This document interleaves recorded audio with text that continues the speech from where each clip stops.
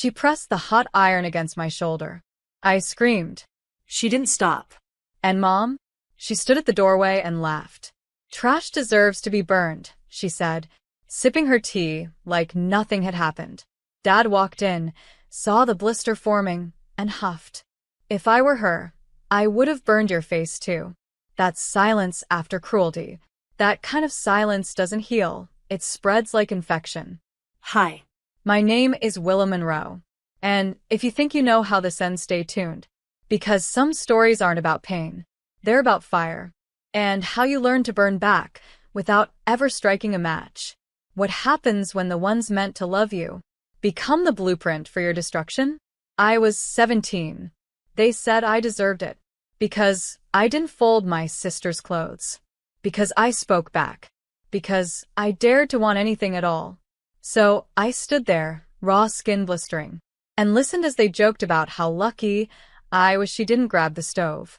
I didn't fight, didn't run, didn't report. I just went to my room, locked the door, and stared at the wall for hours. But something inside me cracked. Not like glass. Like ground during an earthquake. From that day forward, I stopped asking to be loved. And started planning how to make them remember me. Not with revenge. Not with rage. But with silence so loud, it would echo through their lives like a warning siren. Because when someone burns you, you don't heal just to forgive. You heal so you can walk past them like they never existed, while they beg to matter again. I wore long sleeves for weeks, even in summer. The burn wrapped around my shoulder like a secret I never volunteered.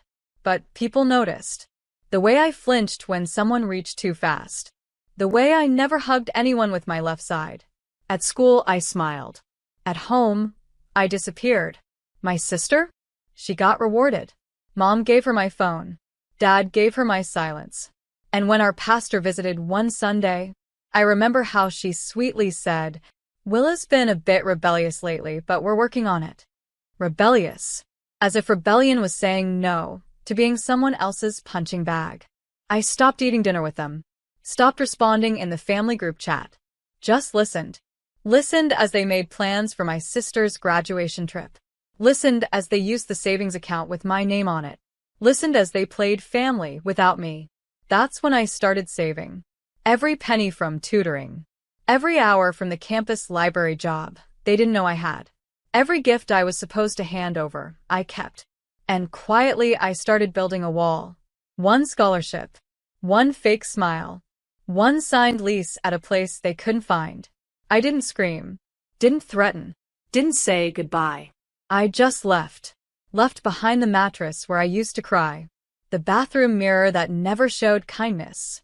And the photo frames with me cut out. But I left something else too. A journal. Tucked under my old bed. Detailed.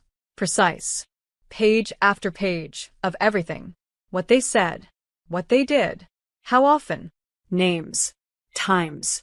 Even receipts. Because when people think they own you, they never imagine you might keep the proof.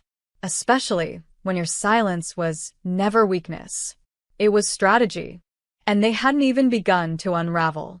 The first time they realized I was gone, they didn't call. They sent a message to my college roommate. "Tell Willa her sister's birthday is Saturday. Don't make a scene." A scene? They were worried about appearances. As always, I didn't reply. Instead, I made a donation anonymously to a domestic abuse shelter in my sister's name, with a note for the ones who heal instead of hurt. 2 days later, the shelter posted publicly, tagging her social media. The comments flooded in. "Wow, didn't know you supported survivors. So proud of you for using your platform." She was livid. Called me from a blocked number, yelling, "You think this is funny? Making people think I care about that crap?" I didn't speak. I just let her rage bounce off the silence. Then I hung up.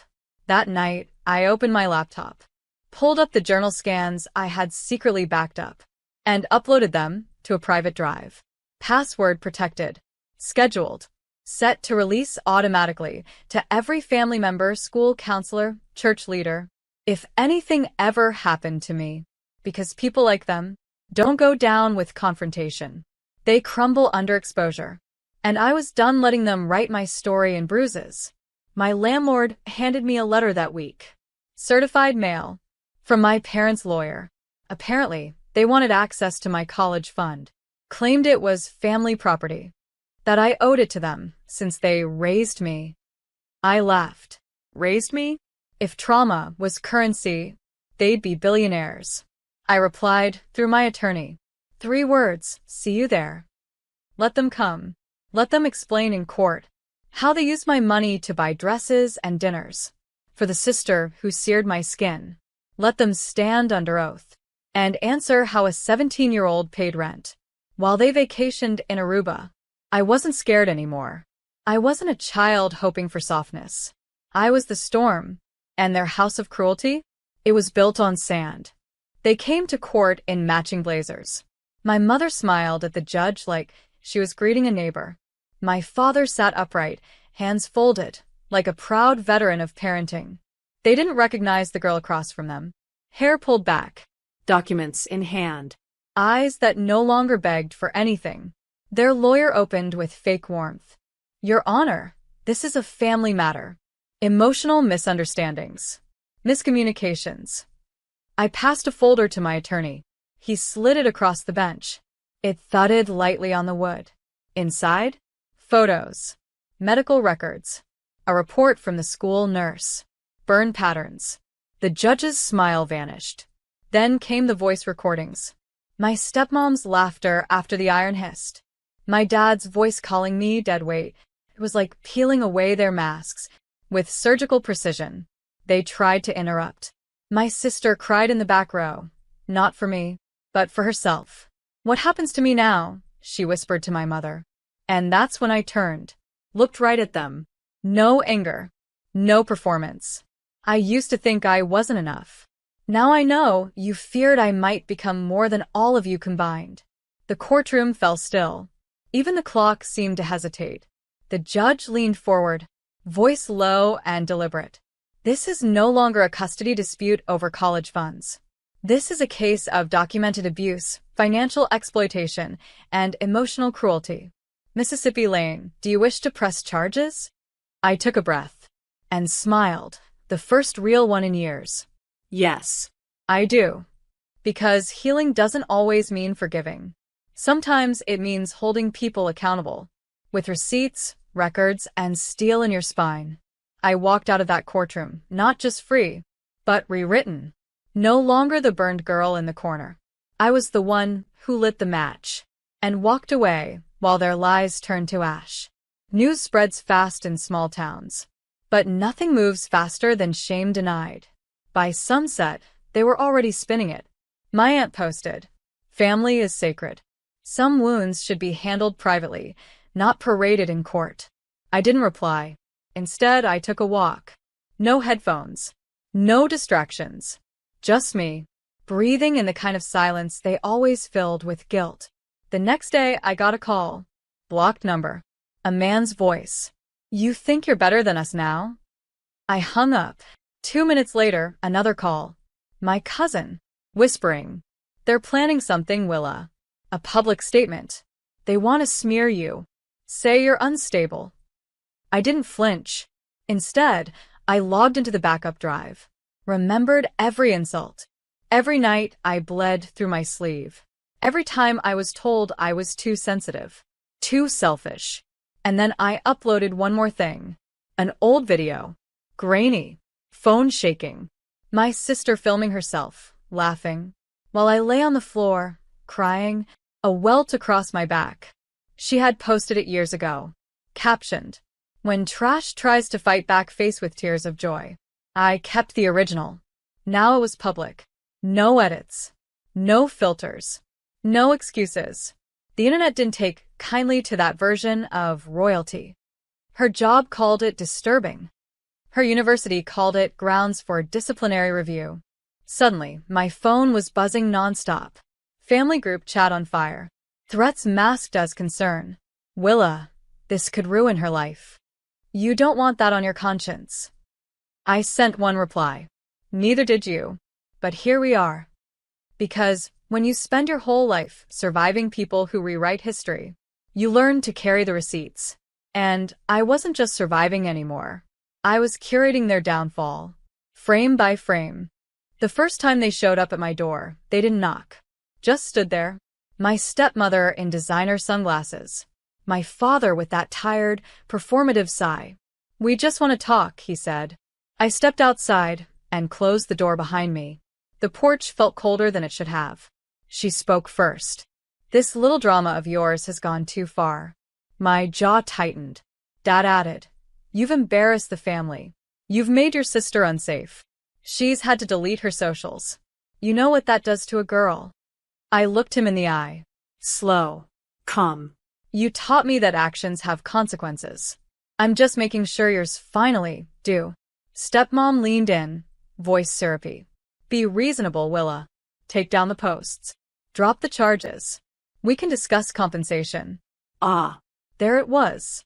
The bribe wrapped in a motherly tone. I smiled. "Sure," I said. "Let's go inside." They relaxed, until I added, "Right after you sign this." I pulled out a small manila envelope. Inside, an affidavit, a public apology draft, and a notarized agreement relinquishing all rights to my trust fund and property. Stepmom hissed, "You ungrateful little snake." Dad stepped back unsure. I tilted my head. "My therapist says snakes are sacred in some cultures. Shed their skin. Start again." She tore the envelope in half. I didn't flinch. "Okay," I said. "Then I'll just add this footage to the case file."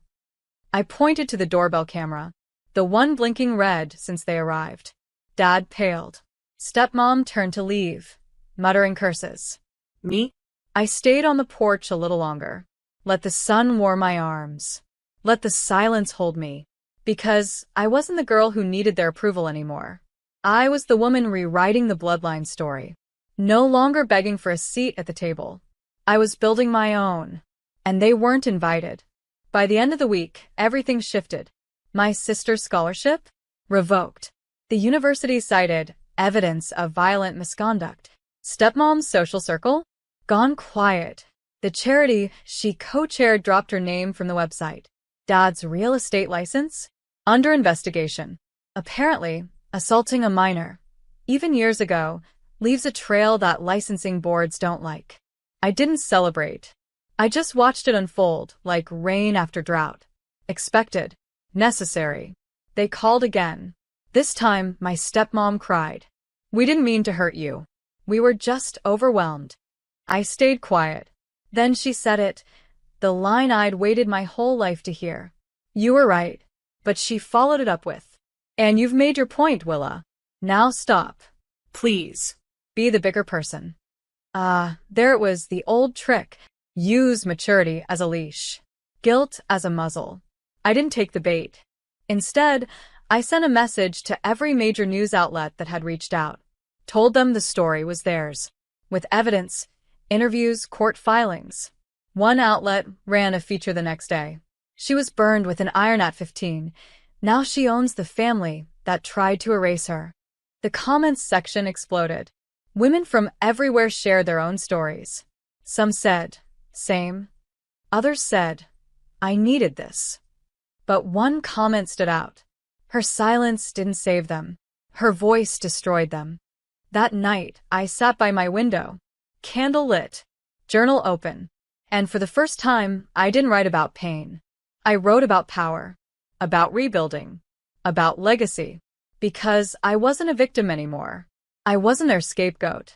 I was the story now, and the story was just about to reach its final page. The day their house went up for auction, I didn't go to watch. I didn't need to. I'd already seen enough of their destruction. I just wanted peace. But peace wasn't quiet. It was loud, in the messages I kept getting from strangers who said, "You gave me courage to walk away too." That was the real win. 2 weeks later, a letter came. From Dad. Handwritten. Shaky. "We lost everything. Your sister's angry. Your mother's broken. But I see now. We were the ones who burned you. Over and over. And you carried the scars while we carried pride. I'm sorry. I don't expect forgiveness. I just want you to know, I'm proud of you. For surviving us. I folded it, put it in a box with old photos. Because forgiveness isn't a gift you hand out. It's a decision to stop carrying the fire. That weekend, I stood on stage at a local women's conference. Not as Willa, the burned girl, but as Willa Monroe, writer, speaker, advocate. I share my story. Not the gore. Not the details. Just the truth. They told me I was trash, but I turned ashes into a blueprint. Sometimes you don't rebuild the bridge. You build your own city. The room stood and clapped. Some cried. Some whispered, "Thank you." Later that night, I looked at my reflection. The scar on my shoulder's still there, but softer now. A reminder, not a wound. Because I didn't ruin their lives. They ruined their own. I just stopped letting their fire spread. And as I turned off the lights in my apartment, I whispered to the quiet, "I am free.